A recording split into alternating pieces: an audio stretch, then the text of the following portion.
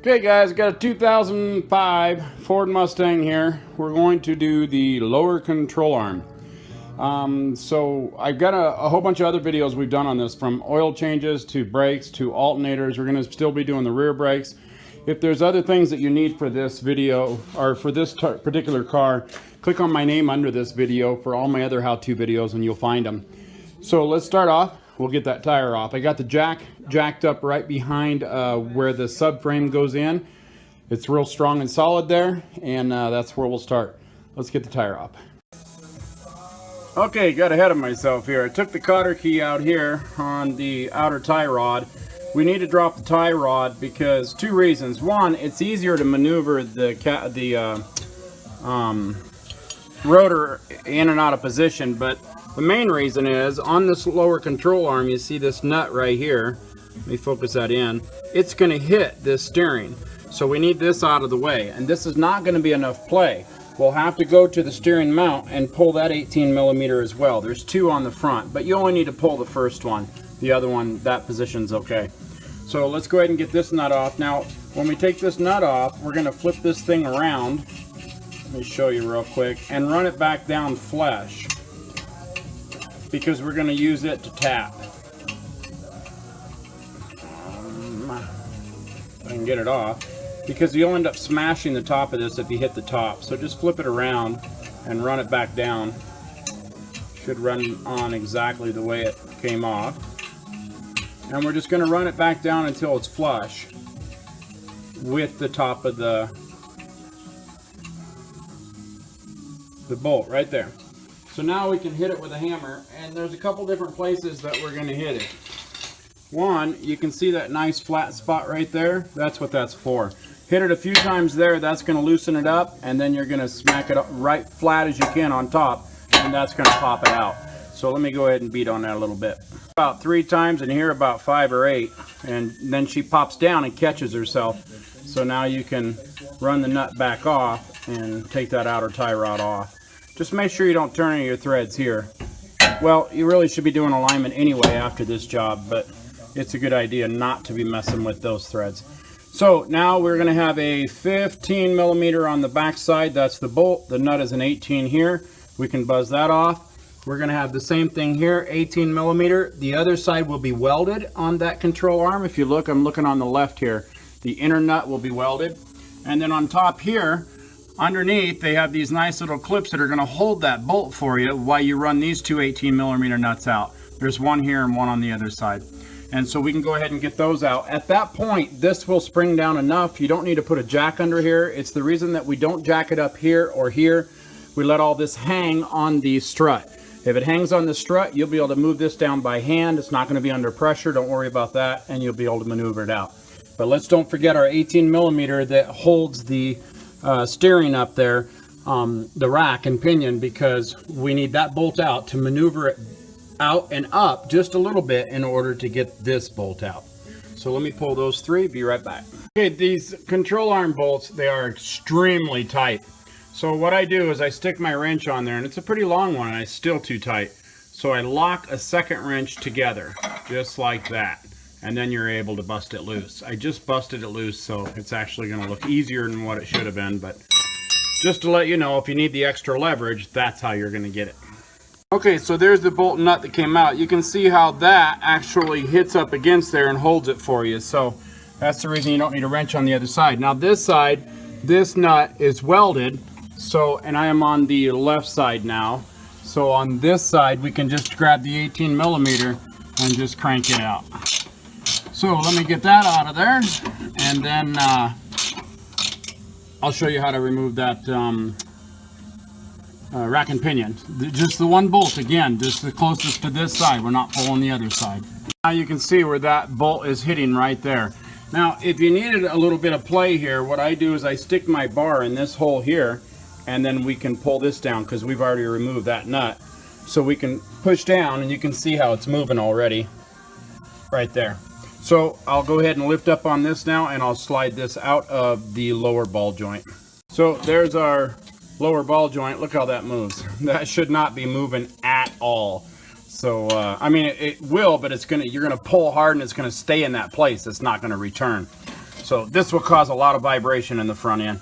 So once again, now we cannot remove that. Now let's crawl up under there, and I think if you look right through there, let me see if I can set the phone there. Here's your rack and pinion. Right there on the other side is the bolt we want right there.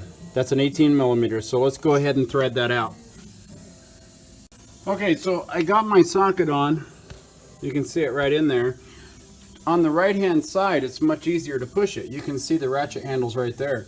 So if you can stick it on, then you can just reach through here and just ratchet. It's much easier.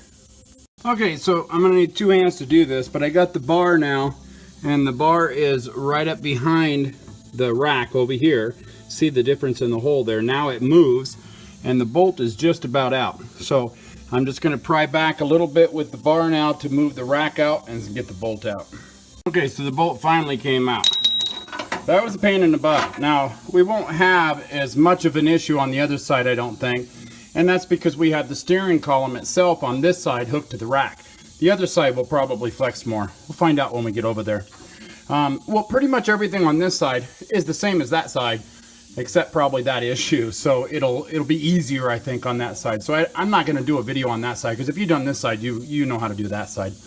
So, okay, now we can manipulate this thing out of here. It should pull right out.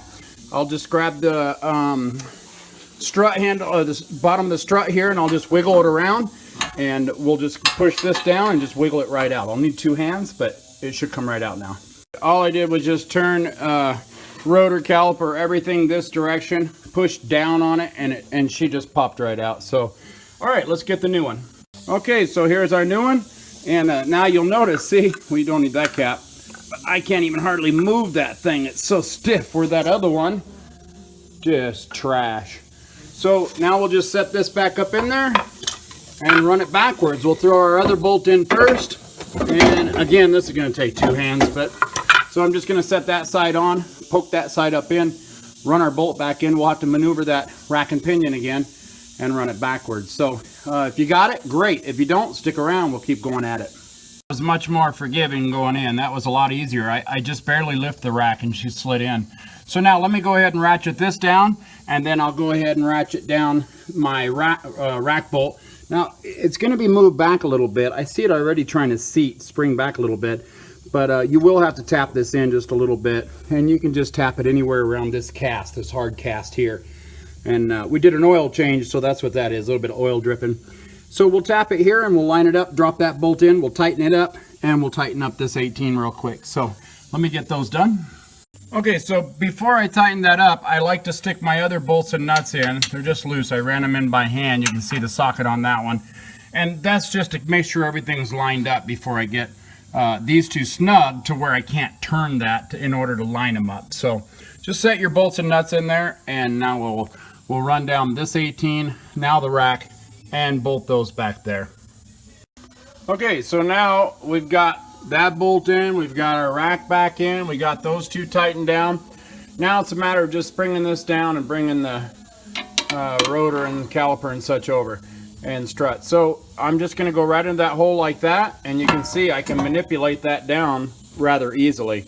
And now I'll swing this over. Now you'll have a groove down here, right there, that your bolt needs to, when it lines up in the hole, the bolt will slide past that to keep it from moving down or up. And so make sure that you get that lined up. So I'm just going to push this back out of the way, spring that down with my left hand, slide it in, and pop it in. It's rather easy. Inside the hole, she's actually not lined up. It went too far down, and that happens. So now all I'll do is just put a little bit of pressure right here and just lift up, being careful not to get the boot to the ball joint, and just lift up a little bit and slide the hole. I'll rotate it this way so it's easier to get in there, but I think you understand. Let's get the bolt put in. Okay, so the bolt nut went in, held it with a 15, ran it down with the impact on the 18. Now we're just going to spin our rotor here and line up the outer tie rod. Let me see if I can do this with one hand. There we go. Just like that. Now we'll run that nut down and put the cotter key on.